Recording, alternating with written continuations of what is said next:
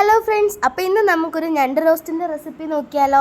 ആദ്യം തന്നെ ഞാൻ എടുത്തിട്ടുള്ളത് 3 സവാള, അതുപോലെ തന്നെ ഒരു തക്കാളി, കുറച്ച് വെളുത്തുള്ളി, ഇഞ്ചി, അതുപോലെ തന്നെ കുറച്ച് പച്ചമുളകുമാണേ.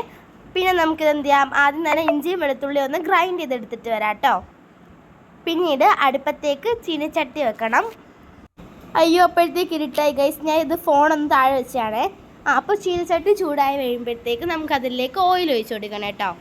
ഓയിൽ ഒഴിച്ച ശേഷം അതിലേക്ക് നമ്മൾ എന്ത് ചെയ്യുക, കടുക് ഇട്ട് കൊടുക്കുന്നുണ്ട്. നന്നായിട്ട് ചൂടായിട്ട് മാത്രം ഇട്ട് കൊടുക്കുക കേട്ടോ. എന്നിട്ട് കടുകൊക്കെ ഒന്ന് പൊട്ടി വരാൻ വേണ്ടിയിട്ട് നമുക്കൊന്ന് വെയിറ്റ് ചെയ്യണം. പൊട്ടി വന്ന ശേഷം നമ്മൾ നേരത്തെ 3 സവാള എടുത്തില്ല, അതൊന്ന് കട്ട് ചെയ്തത് അതിലേക്ക് ഇട്ട് കൊടുക്കുക കേട്ടോ. 3 സവാള ഈ ഒരു ഷേപ്പിൽ വേണം കട്ട് ചെയ്യാൻ കേട്ടോ. അത്ര തിക്കാവാനും പാടില്ല, എന്നാൽ അത്ര തിന്നാവാനും പാടില്ല. ആ ഒരു രീതിയിലായിരിക്കണം നമ്മൾ കട്ട് ചെയ്തെടുക്കുന്നത്. അപ്പോൾ ഗൈസ്, ഇത് ഏകദേശം ഒന്ന് വഴണ്ടി വന്നപ്പോഴത്തേക്ക് നേരത്തെ നമ്മൾ എടുത്ത പച്ചമുളകില്ലേ, അതിൻ്റെ നടു ഒന്ന് കീറിയിട്ട് ഇതിലേക്ക് ഇട്ട് കൊടുക്കുന്നുണ്ട്. അതുകൂടി ചേർത്തിട്ട് ഒന്ന് മിക്സ് ചെയ്യാം കേട്ടോ. അപ്പോൾ ഗൈസ്, ഇനി നമുക്കിതിലേക്ക് നമ്മൾ നേരത്തെ റെഡിയാക്കി വെച്ചിരുന്ന ജിഞ്ചർ ഗാർലിക് പേസ്റ്റ് കൂടി ആഡ് ചെയ്ത് കൊടുക്കുന്നുണ്ട്. എന്നിട്ട് എന്ത് ചെയ്യുക, അതുകൂടി നന്നായിട്ടൊന്ന് മിക്സ് ചെയ്തെടുക്കണം. എന്നിട്ട് അതിൻ്റെ ഒരു മണമൊക്കെ ഉണ്ടല്ലോ, അതൊന്ന് പോയി വരുന്നിടം വരെ എന്ത് ചെയ്യുക, നമുക്കൊന്ന് മിക്സ് ചെയ്ത് കൊടുക്കണം. അതിനുശേഷം നമ്മളിതിലേക്ക്, ഞാനിവിടെ തൽക്കാലം 1/2 സ്പൂൺ ഉപ്പ് മാത്രമേ ആഡ് ചെയ്യുന്നുള്ളൂ. എന്നിട്ട് എന്ത് ചെയ്യുക, അതൊന്നും കൂടി നമ്മൾ മിക്സ് ചെയ്യുക കേട്ടോ. അപ്പോൾ ഇതേ നമ്മുടെ ഉള്ളിയും പച്ചമുളകും ഒക്കെ നന്നായിട്ട് വഴണ്ടി വന്നിട്ടുണ്ട്.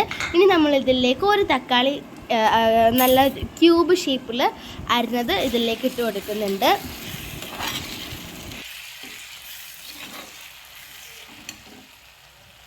ഇനി നമുക്കിതിലേക്കുള്ള മസാലകൾ നോക്കാം.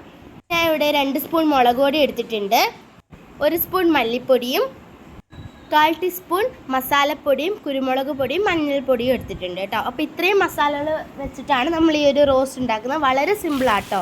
അപ്പോൾ എല്ലാവരും ഇതൊന്ന് ട്രൈ ചെയ്തിട്ട് നിങ്ങളുടെ ഫീഡ്ബാക്ക് കമൻറ്റ് ചെയ്യണേ. എന്നിട്ട് ഈ മസാലകളൊക്കെ ഒന്ന് ഇട്ടിട്ട് അതിൻ്റെ പച്ചമണം പോകുന്നിടം വരെ എന്ത് ചെയ്യുക, വീണ്ടും ഒന്ന് മിക്സ് ചെയ്യുക. അപ്പോഴത്തേക്ക് നമ്മൾ നമ്മുടെ ക്രാബ് കട്ട് ചെയ്തെല്ലാം അടിപൊളിയാക്കി വെച്ചിട്ടുണ്ട്. നമ്മൾ ഇത് ഒക്കെ ഇതിൻ്റെ അകത്ത് എന്ത് ചെയ്യുക, ചട്ടിയിലേക്ക് ഇടുക ഗൈസ്. അപ്പോൾ ഒരു സാധനം ഇടാനായിട്ട് നമ്മൾ മറന്നു പോയിട്ടുണ്ട്. അത് പിച്ചാൻ വേണ്ടിയിട്ട് നമ്മൾ അയ്യത്തേക്ക് വന്നിട്ടുണ്ടായിരുന്നു കേട്ടോ.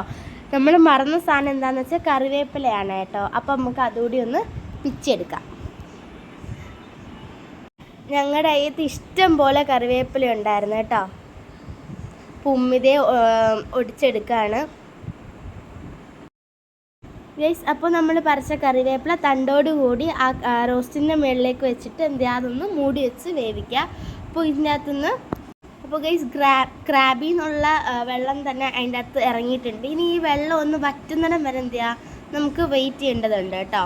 അപ്പം വറ്റി വരുമ്പോഴാണ് ഇത് കറക്റ്റ് അതിൻ്റെ ഒരു ടേസ്റ്റ് വരിക. ഇനി നമ്മൾ ലോ ഫ്ലെയിമിലിട്ട് നന്നായിട്ട് വേവിക്കുക കേട്ടോ. അപ്പോൾ ഇതായിരുന്നു ഞങ്ങളുടെ ഇന്നത്തെ ഡിന്നർ. എല്ലാവർക്കും ഇഷ്ടപ്പെട്ടെങ്കിൽ ബൈ.